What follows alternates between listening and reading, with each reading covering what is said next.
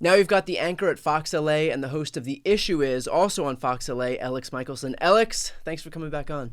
Hey, Brian, good to be back with you. What a week. What a week. All right. Well, the dust has settled a bit since the Biden Trump debate. It looks like Biden's closest confidants in the last, day since the debate has happened. I'm talking about Clyburn, Obama, Pelosi. They've all rallied to his side. There aren't really any overt calls, at least not within the Democratic Party, for him to step down by any major figures. Do you think that Biden got away with a bad debate performance relatively unscathed? Well, here's what we don't know so far is what does the polling say? Because usually it takes several days to really get a sense, maybe a week, of where polls are at. If the polls show not that much of a drop, or maybe he drops a point or two, then he probably does get away with it. If the polls show just a huge drop off, and all of a sudden Donald Trump is ahead by like 10, 15 points, and in a lot of these swing states, and it looks dire, then maybe some of that public support that you're seeing today may not last as long. And there may be more of an intervention.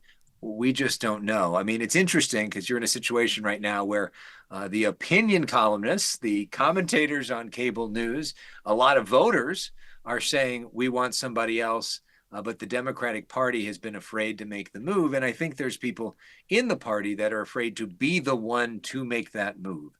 I think the only people that could really do that, you mentioned some of the names of Jim Clyburn and Nancy Pelosi, Barack Obama, maybe Chuck Schumer, people that are not potential candidates themselves and people that are well respected by a big crop of the party. Well, do you think we ascribe too much significance to these debates? I mean, it's not like people don't know who Joe Biden and Donald Trump are at this point. So, at this point, like, yes, Joe Biden had a bad debate performance, but I mean, we know both of these guys so well to the point where do you really think that we should be surprised if Joe Biden did have a bad debate performance or if Donald Trump had a bad debate performance, that it might not, at least on the surface right now, have some overt impact given how entrenched our opinions are of these two guys? I do think the debate matters because, aging doesn't stop. Joe Biden in 2024 is not the same Joe Biden that we saw in 2020, and certainly not the same Joe Biden we saw in 2008 or 2012. And you're talking about electing a president 4 years from now.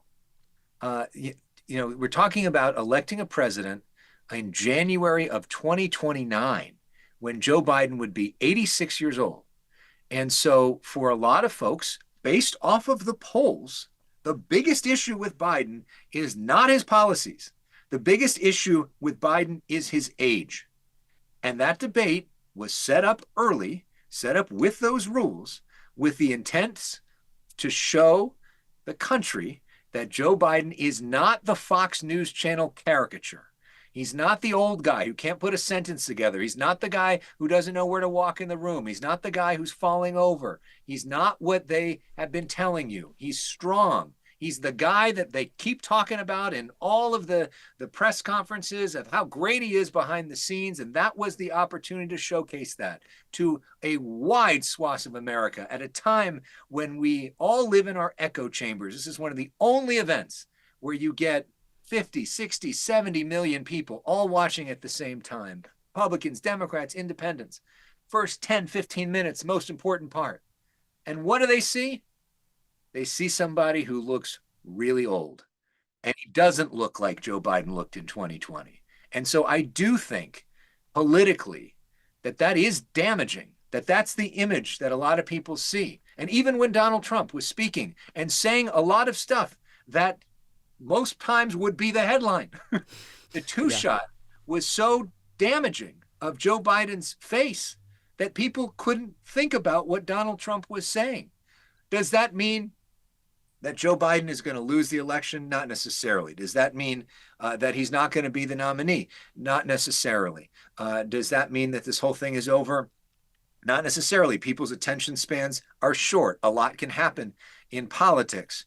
But I do think that this was more significant than most debates. And also in the other debates there were other debates shortly afterwards. And the fact that you have this long period of several months is not good for Joe Biden. Yeah, I guess what remains to be seen is whether the bad debate performance, and even if Joe Biden does live up to the caricature that Fox News created about him, that Republicans created about him, what remains to be seen is whether any of that supersedes the actual policy positions of both of these guys, because they couldn't be more different on their face. I mean, one is running basically to entrench the same anti-abortion policies that the rest of his party is pushing right now. The other is running to protect Roe. The other one is focused on combating climate change. The other is offering $1 billion to oil and gas CEOs. I mean, the list goes on. And these guys could not be more different on their face as far as policy is concerned. So whether somebody is going to focus on those, issues of style, so to speak, above those policy issues, I guess remains to be seen, and that'll bear itself out in the polling, I presume, in the coming weeks here. Yeah, but Brian, here's the challenge. Joe Biden was behind going into this debate. It wasn't like he was ahead and he had, room to let some people go. He was behind in every single swing state. Now, maybe all of the polls for several months are wrong. And we have seen polls in the past be wrong. We've seen Democrats do better on election day than on some of the polls. But if those polls are right, he was behind. And it is hard to imagine, maybe he will, him picking up much support after that debate. And so that's part of the challenge. I agree with you that if somebody is anti-Donald Trump and don't like Trump's policies and hate him, they don't care that Joe Biden had a bad night. They'll vote for anybody or anything other than Trump. Yeah. But there is a small portion of this country in the swing states, the people that actually decide this stuff, that don't pay that close of attention to this stuff, that aren't super partisan, that don't read the New York Times every day, that aren't that up on a lot of the policy stuff, and that have a visual reaction to looking at a screen and do a vibe check. And that does matter. Most Americans want a president to be strong. Bill Clinton famously said, it's better to be strong and wrong than weak and right in American politics. And if they can't pass that test, there are people that don't care that much about policy. They don't just say, I can't. And we'll see. We don't know yet, but that is the danger. And that is why the New York Times, basically every single article in the New York Times right now is Joe Biden, you need to step down for the good of the country. Which ironically is going to do nothing other than push him even harder to stay in this race, because when the New York Times tells Joe Biden he can't do something, he's going to do the polar opposite. I mean, you remember how they refused to endorse him back in 2020, instead opting to endorse Amy Klobuchar and Elizabeth Warren, and here we are, Yeah, and look, it's smart that the Biden campaign came out the day after the debate with the argument of basically, I know how to do a comeback. Everybody that's kept me down, I know how to keep going. And that is sort of a smart way to spin it. And Joe Biden has beat expectations in every aspect of his life for 50 years. Yeah. He's been dragged down, dealt with so many personal tragedies, dealt with so many professional setbacks, and every time he has come back from the proverbial dead. And so maybe this is that on the grandest scale we've ever seen. See, now that right there is the part that I'm going to clip for this episode. That's Alex, you have talked to a lot of people today. We're recording this on Friday. You've spoken to people across the political spectrum. What seems to be, you mentioned, vibes before. What seems to be the vibe check in the aftermath of yesterday's debate? Real concern and fear. The stakes are high. Yeah. If you're a Democrat, which I assume most of your audience is, yeah, or leaning towards Joe Biden. I'm sure we got some hate listeners in here, but yeah.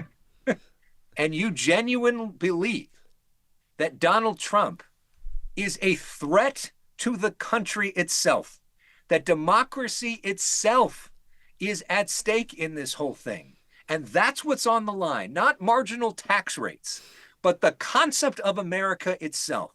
If that's what you believe, you want the strongest son of a bitch fighter to take him down possible. You want somebody, when he's talking about January 6th, that throws it back in his face. You want somebody to call out all what you perceive as his lies over and over again. You want somebody to take him on. And that's not what we saw. And Yeah, so if the you're right. stakes are that high, you want somebody who you can count on in that situation. And that's why the feeling is not only fear of Trump, but genuine sadness, because there is a lot of love for Joe Biden. He has been a beloved figure in Democratic politics for 50 years. I mean, he started in the Senate in the early 70s. And it is, I think, a feeling that you see among a lot of people, almost like your grandparent when they're up in age. And that's tough. But then there also is, you're starting to see this, Democrats that are rallying to his defense, that think that the media is overreacting, that want him to have that comeback story, and that think that he's the only option. But it does seem to be a bit of a debate right now because it is a different time of this happening in October when Democrats would just have to say, he's our guy, let's go forward. And because the convention is still not happened yet, there are people that saying, guys, let's at least have a conversation about if this is the best way to go forward. Yeah. Is is there any precedent for anything like this in our recent past? No. I mean, we haven't had an open convention in, you know, decades and decades. I mean, we haven't had a situation like this. I mean, I guess the closest thing you can think about maybe would be Lyndon Johnson in 1968, Yeah. when he decided not to run when he was running. But that was earlier in the year. That was at the time of war, and that was when there was an active Democratic primary underway. Joe Biden's already won the primary. He's got all the delegates. Right. And so this is entirely up to him on whether he wants to do this or not. So we've never seen anything like this, but we've never seen a former president run against the current president and debate each other, and then that former president be indicted and a convicted felon and winning. We've Yeah. never seen anything like that before. I mean, there are so many things in this race. We've never seen somebody running who's in their 80s like this before. I mean, so much about this race is unlike anything we've ever seen before. And I think the country is kind of struggling to process that. Yeah, I do think at the end of the day that this is going to be less about the specific personalities because the issues are so front and center. And I think, you know, with someone like Donald Trump and with his agenda that he's trying to put forward, I really don't think it matters as much who's on the ticket as much as it matters, you know, either making sure that Donald Trump doesn't get close to the Oval Office again, or making sure that his agenda doesn't pass. And so I really do think this is one of a rare moment in American history where the issues transcends the actual politicians who are espousing their positions on those issues. But again, you know, all of that remains to be seen. We'll see what happens, not just with regard to the polling, but especially with regard to where those independents land once they've, you know, kind of filtered back into the you know, political process here. In 2020, you were right. That Biden was running as an ensemble, and I don't know if everybody was voting just for him. They were voting for the issues, and they were voting to get rid of Trump. So far, the polling so far would indicate that the age thing does matter, and that this issue is important to people, and it's a big reason why Joe Biden is behind in the swing states. Whether it stays that way, whether he is able, I mean, we will see. In a traditional campaign at this point, to counter the narrative of what happened in this debate, you would put the president out all the time. And that's, I mean, that's what they did immediately in the aftermath of the debate. He had you know, objectively speaking, probably one of the best rallies he's ever had. Great. And this was in He North looked Carolina. great. He Yeah. sounded great. He was totally on. His energy was great. And of course, that prompted the question from the whole world: where was this guy last night? Right. And so, but can that be sustained? Right. And Right. to do that a few times a day for an entire summer and go all over the country to actually do interviews, to interact with the press, to do podcasts, to do funny videos, to communicate to people in all different ways. Is he capable of doing that? And is he the best guy to do that? That's the question that a lot of people are asking right now. If he is,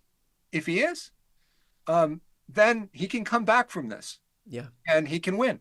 Yep. I think that's a great point, especially in terms of what you said earlier, which is, this is the beginning of what I think the Biden campaign hopes will be the comeback narrative. And it's worked for Joe Biden before. It's worked for him throughout the entirety of his career. And it would be a nice bookend to his 2020 campaign, where he did the exact same thing. He looked dead in the water until after South Carolina, and now, was able to rescue our democracy from the grips of Donald Trump, and hopefully here he can do it again. But it would be, again, a nice bookend to with that same theme of a comeback. So we'll see what happens in the coming months here.